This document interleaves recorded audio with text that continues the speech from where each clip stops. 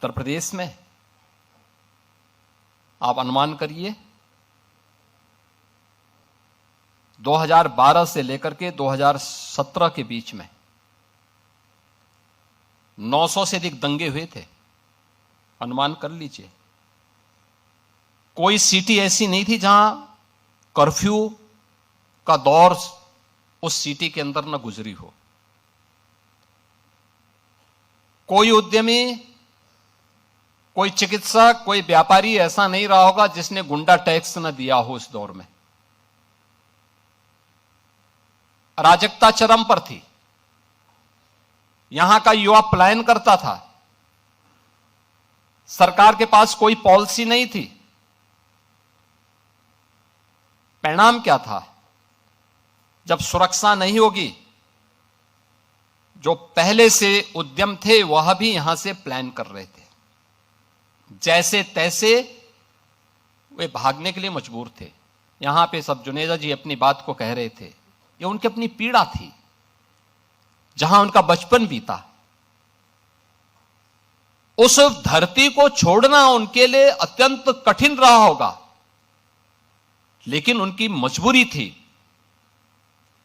कि उन्हें अपनी सुरक्षा भी चाहिए थी। और केवल एक जुनेजा जी की बात नहीं थी, ये उत्तर प्रदेश के हर उद्यमी की, हर व्यापारी की, हर उस व्यक्ति की पीड़ा है जिसने उस दौर को देखा है। 2003 से लेकर के 2017 के बीच के उस दौर को देखा है, जब व्यापक कर्फ्यू में अपहरण के लिए यहां पर अपहरण होते थे, फिरौती वसूली करने के लिए। और उन स्थितियों में जब आदरणीय प्रधानमंत्री जी ने और हमारी पार्टी ने दायित्व मुझे उपलब्ध दिया था, तो हमें इस चुनौती का सामना भी करना था और हर एक नागरिक के मन में एक विश्वास भी पैदा करना था। स्वाभाविक रूप से यह हम पिक एंड चूज से नहीं कर सकते थे। हम लोगों ने तय किया भाई जीरो टॉलरेंस फिर सब पे बराबर लागू होगा।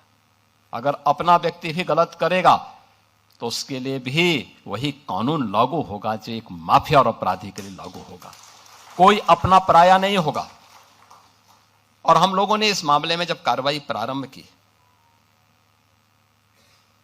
प्रयास तो किया कि कानून के दायरे में रह करके करें, लेकिन बहुत बार होता है, आप भी इस बात को समझते होंगे, भाई अगर सामने वाला व्यक्ति कानून से भयभीत नहीं है तो फिर उसको कानून के दायरे में ला करके कानून की भाषा समझाना तो फिर तात्कालिक परिस्थिति हो जाती है।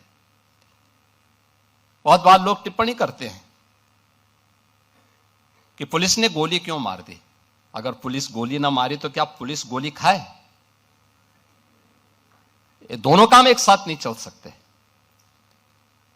अगर उस अपराधी को गोली चलाने की स्वतंत्रता है तो पुलिस के पास भी हमने इसलिए पिस्तौल दी है कि वह भी उसके सामने उसका मुकाबला करे।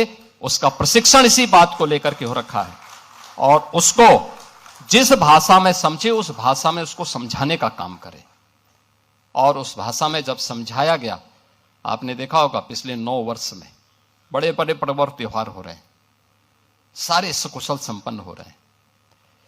कहीं कोई शांति भंग की बात नहीं करता है, कहीं कोई अराजकता की बात नहीं करता है, कहीं कोई फिरौती की बात नहीं करता है, कहीं कोई दंगा नहीं है, कोई फसाद नहीं है, कोई गुंडा टैक्स नहीं है।